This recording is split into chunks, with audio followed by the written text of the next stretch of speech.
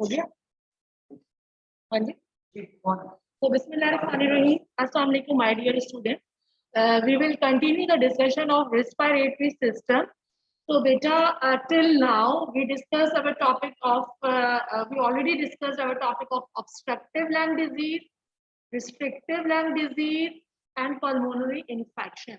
So today we will today we will discuss some small topic like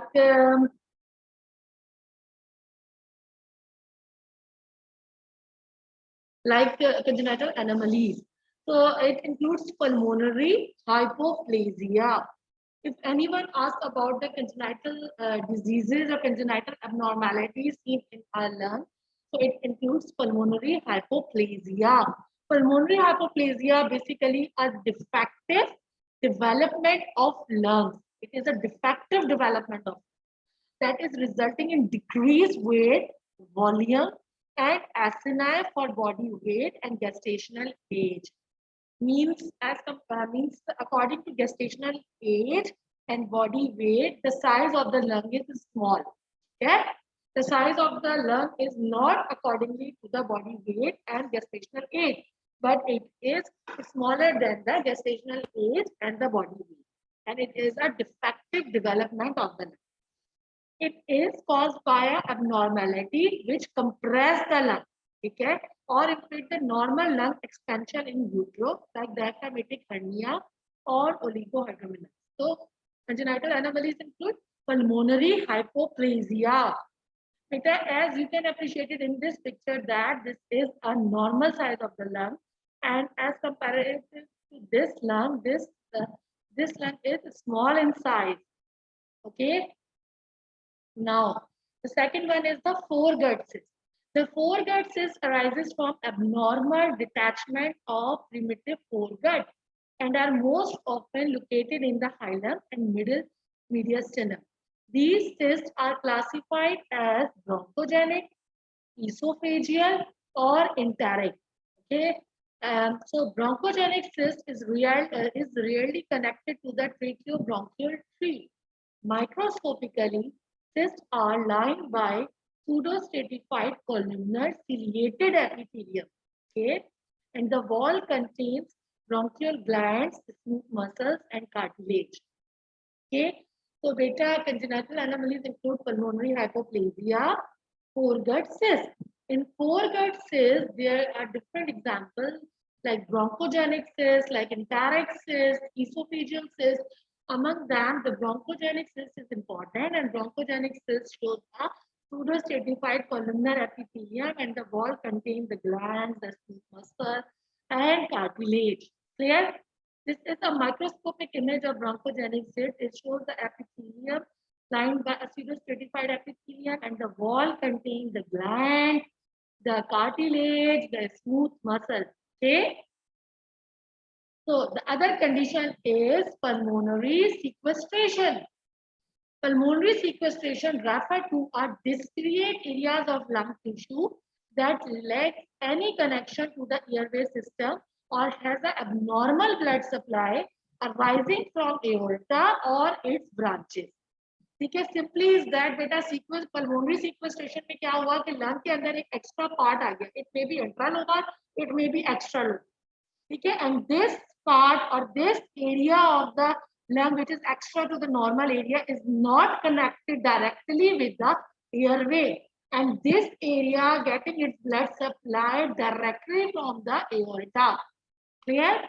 So pulmonary sequestration basically a discrete area of lung tissue that lacks any connection to the airway system or has abnormal blood supply that is arising directly from the aorta. Other abnormalities include tracheal or bronchial anomalies like atresia, stenosis, tracheobronchial fistula, vascular anomalies, congenital pulmonary airway malformation. Okay. So, in this image, you can appreciate it that these are two lungs. These are two pink are the normal, while these orange shade is an extra area. It's basically a discrete mass of the lung that is not connected with the airway. Okay, airway से भी connected नहीं, and and this part is getting its blood supply directly from the aorta. Okay, it may be intralobar if it is inside the lobe, it may be extralobar if it is outside the lobe. Now, the other condition is atelectasis. Okay, the atelectasis is another small topic, but it is very important. So, beta, what is atelectasis? Define atelectasis. Atelectasis refer either to incomplete expansion of the lung, which we call a mental atelectasis, or to the collapse of the previously inflated lung. ठीक है, basically एटिलेक्टेसिस में क्या हुआ कि lung थोड़ा सा small in size हो गया, शंकन हो गया.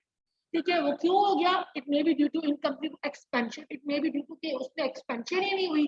ठीक है, या उसके अंदर एक्सपेंशन पहले थी और अब वो कोलैप्स हो गया. Okay, so it may be either incomplete expansion of the lung or to the collapse of previously inflated lung, producing areas of relative earless pulmonary parenchyma. There are three main types. Beta, please, you must know about all these three types. It is frequently asked. What about the three types of atelectasis? There are three types of atelectasis: resorptive atelectasis, compression atelectasis, and contraction atelectasis. Okay, I repeat it again: resorption atelectasis, compression atelectasis, and contraction atelectasis. Beta, in resorption atelectasis, there is stem from a complete obstruction of an airway. Because resorptive atelectasis में क्या हुआ? There is obstruction in the airway, and air is resorbed, and the lung shrinking, and mediastinum shifts towards the atelectatic lung. ठीक है? In resorptive atelectasis, there is shrunken or decrease in size of the lung due to obstruction in an airway. And due to this, the mediastinum is shifted towards the atelectatic lung. While in compression atelectasis, that is result when significant volume of a fluid, tumor, or air accumulate within the pleural cavity. Mediastinum is shifted away from the atelectatic lung. Okay, but this point is very, very important about MCQ. Your MCQs can be some by this point that shifting of the mediastinum in different type of atelectasis. Okay, so mediastinum is moved towards the side of atelectatic lung in case of resorptive atelectasis, while the mediastinum is shifted away from the atelectatic lung in case of compression atelectasis. Okay, the contraction atelectasis occurs when pulmonary or pleural fibrosis prevents the full lung expansion. Okay, okay. Beta, you can appreciate it. These are the three images. In this image, there is an obstruction in the airway. Okay, due to this obstruction in the airway, this the size of the lung is decreases. Okay, while in this type there is accumulation of a fluid in a pleural cavity. Okay, and this accumulation of a fluid compress the lung. Okay, while in a contraction type, in this type there is the irreversible, there is the irregular contraction of the lung. So you can appreciate it that in resorptive atelectasis, complete obstruction of an airway, resorption of the oxygen trapped in the dependent alveoli without impairment of blood flow through the affected alveolar wall. While in compression atelectasis results whenever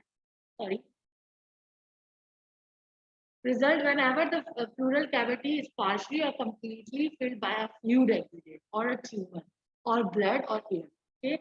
While in contraction atelectasis occur when local or generalized fibrotic changes in the lung or pleura prevent the full expansion. Clear? But this image is here from book Robbins. In this is an example of a resorptive type. It shows there is the obstruction in the airway. And this is an example of compression type, which shows there is a compression of a lung by a fluid, air, or a blood. And this is an example of a contraction type, which shows irregular fibrosis. Now, pulmonary edema.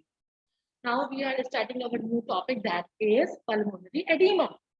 Okay, Till now, we cover our two small topics. One is congenital anomalies, the other one is the atelectasis. You must know about the definition of atelectasis and three types of atelectasis and difference between these three types and the shifting of the mediastinum. Clear? And we also discussed about the congenital anomalies. If anyone asks that, it includes pulmonary hyperplasia, bronchitis like bronchogenic cyst. Okay, and now we start our new topic, that is pulmonary edema. So, pulmonary edema is leakage of excessive interstitial fluid which accumulate in alveolar spaces, can result from hemodynamic disturbances or cardiogenic pulmonary edema, or from direct increase in capillary permeability as a result of microvascular injury. Clear? So pulmonary edema is a leakage of excessive interstitial fluid which accumulates in alveolar spaces, can result from hemodynamic disturbance or cardiogenic pulmonary edema, or from direct increase in capillary permeability as a result of microvascular injury. Pulmonary congestion and edema produces heavy wet lungs. Now, beta, classification and causes of pulmonary edema. Beta, why pulmonary edema is developed? There are multiple causes. The first one is the hemodynamic edema due to hemodynamic cause. It includes whenever there is three categories. It includes three categories. Whenever there is an increased hydrostatic pressure or increased pulmonary venous pressure, decreased oncotic pressure, or whenever there is a lymphatic obstruction. Okay, the increased hydrostatic pressure or increased pulmonary venous pressure causes the left-sided heart failure, volume overload, pulmonary vein obstruction, while the decreased oncotic pressure can be seen in case of liver diseases, in case of nephrotic syndrome, in case of hypoalbuminemia. Better you must prepare your topic of causes of pulmonary edema. Okay?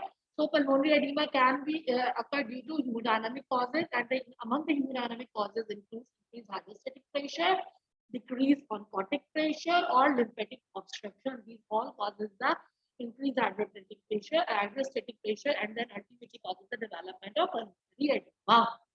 Or beta, the pulmonary edema can be occurred due to alveolar wall injury.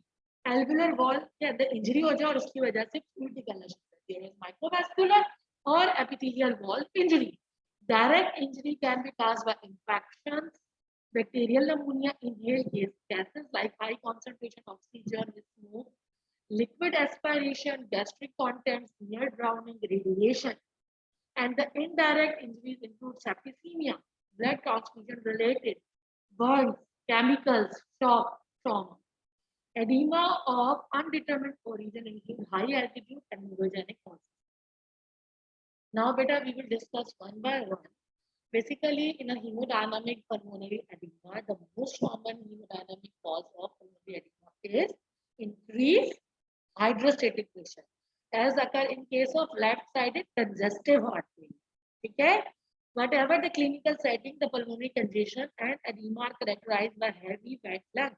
Fluid accumulate initially in the basal region of the lower lobe because hydrostatic pressure is greater in these sites. Histologically, the alveolar capillaries are engorged and intra-alveolar granular pink precipitate is. ठीक है, आपने ये दिमाग में रखना है कि pulmonary oedema क्यों होता है, इनकी ज्यादा प्रेशर की वजह से, and that this hydrostatic pressure is due to mainly left side cardiac failure की वजह से, और बेसिकली इसके अंदर लोअर लोब इन्वॉल्व होता है, and microscopically it shows the alveolar capillary engorgement and intra-alveolar granular pink precipitate. As you can appreciate it that the alveolar capillaries are engorged. Okay, and intra-alveolar granular pink precipitate.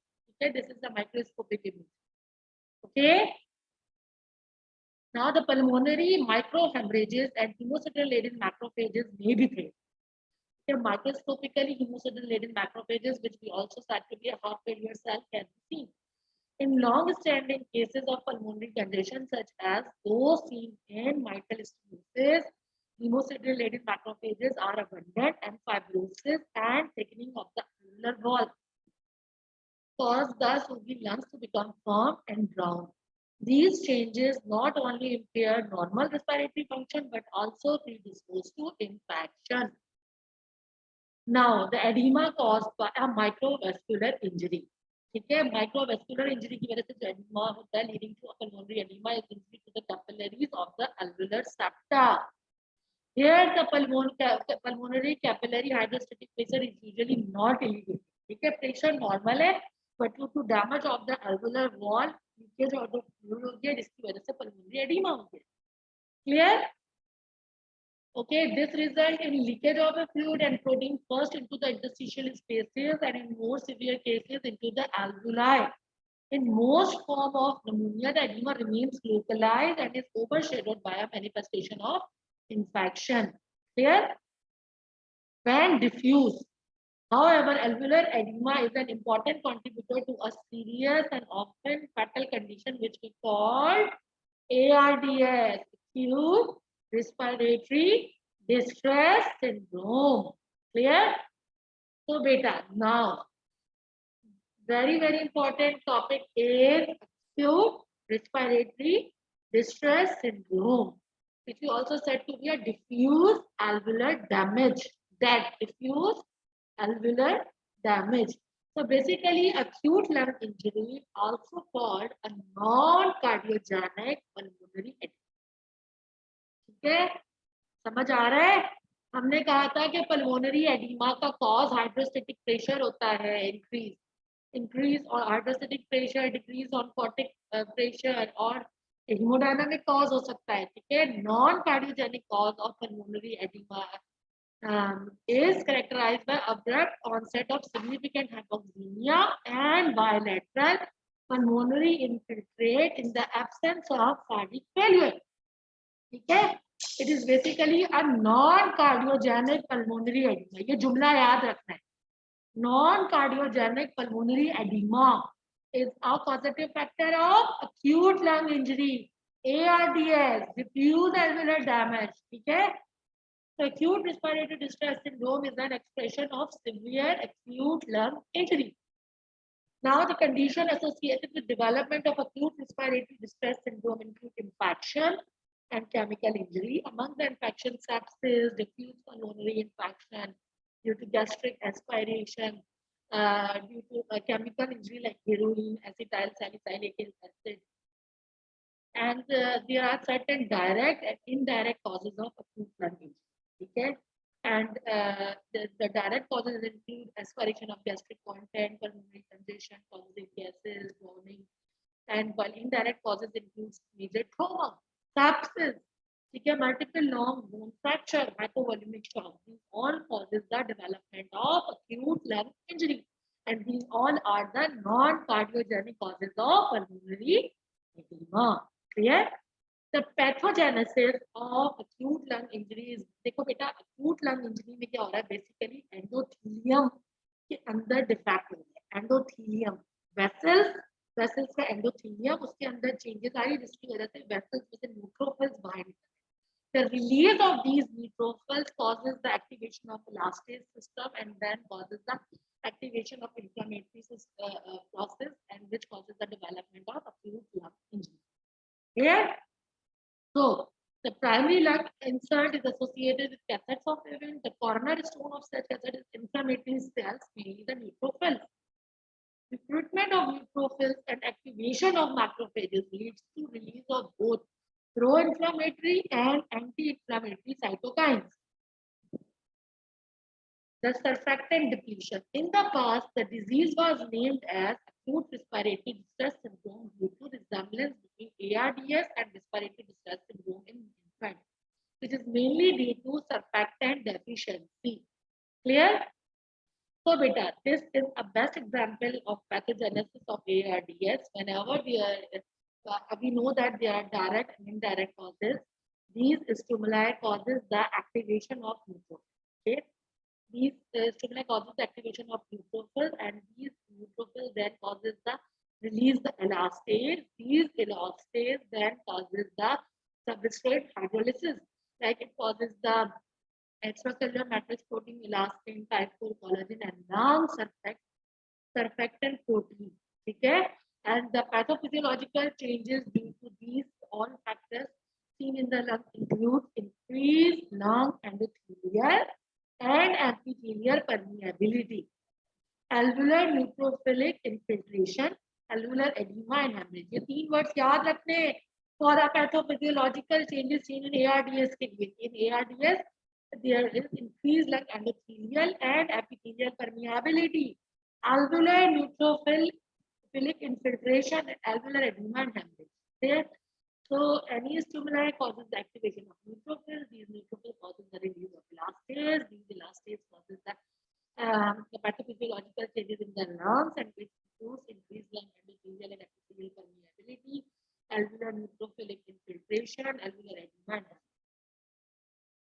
So, beta, you can appreciate it in this picture that this is a normal alveolus. Okay? This is a normal alveolus and it is lined by type 1 and type 2 pneumocytes and there are occasional alveolar macrophages.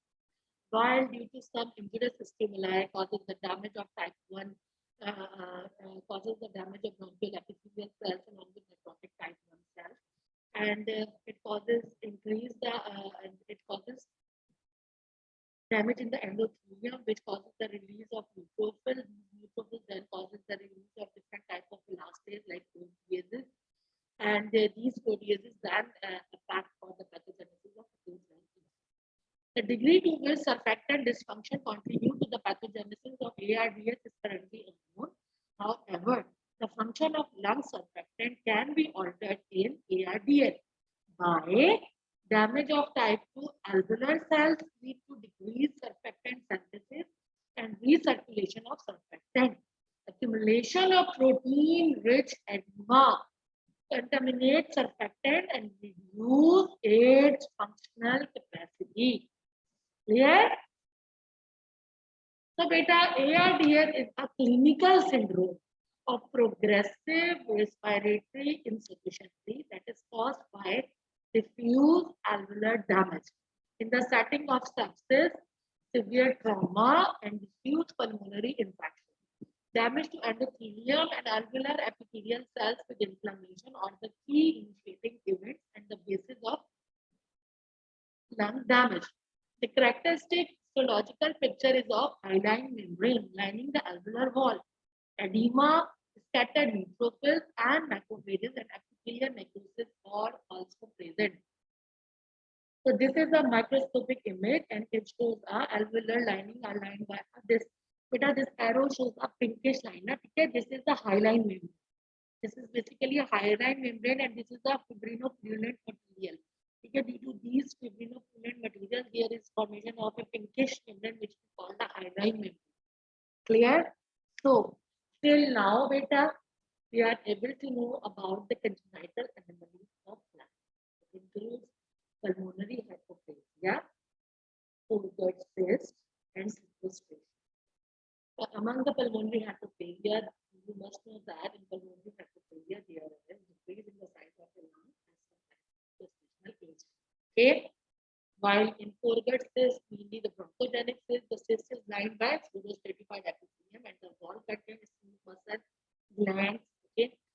And the third one is sequestration. Sequestration may be the intralobar pulmonary sequestration or extralobar pulmonary sequestration. Please keep these two words. These discrete masses are away from the airway. There is no direct communication with the airway, and they get their blood supply directly from the aorta. Clear? Two words. Now, then we discuss about atelectasis. You must know about the definition of atelectasis. You must know about the three types of atelectasis. The three types include resorption type, compression type, contraction type. Resorption में क्या हुआ? There is obstruction in the air. Compression में क्या हुआ? Due to a compression of a fluid or air or blood. And in contraction type, where fibrosis is clear. Then we discuss about pulmonary edema. There are different causes of pulmonary edema, like hyperoscopy, like hemodynamic causes, like microvascular injury, like lymphatic obstruction, etc., etc. Okay, and the microscopically in pulmonary edema, there is a hemosidrin-laden macrophages. Clear? Right. In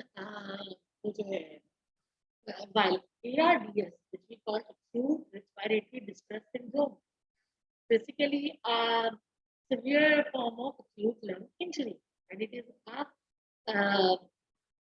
is characterized by a surfactant deficiency, and here is main pathogenesis is endothelium. This and this defective endothelium causes the release of neutrophils, and these neutrophils then causes the activation of elastase, and these elastase then causes the activation of inflammatory process, and then causes the development of acute lung injury. And better, please keep it in mind that acute lung injury or acute respiratory distress syndrome is basically a non-cardiogenic causes of pulmonary edema. Okay, and there are different causes for the development of acute lung injury. It is frequently asked in your MCQs. These causes include sepsis, infection, trauma, gastric aspiration. Okay, and then the microscopical features of acute lung injury include the formation of a hyaline membrane. What about hyaline membrane? Hyaline membrane is basically this pinkish membrane which is formed by a pulmonary exudate. Okay, so this is all about the remaining topic of respiratory system. Now tomorrow we will discuss about the tumor, about the lung tumor. Okay. So, beta, if you have any query, please ask. And beta, please do your assignment. Okay, your assignment is already posted in your WhatsApp group as well as in LMS. Okay, so you have to upload your assignment in LMS. Okay, so beta, please read your book carefully. Your textbook is Robin. Okay, if you have any query, then please beta ask. Please raise your hand, beta.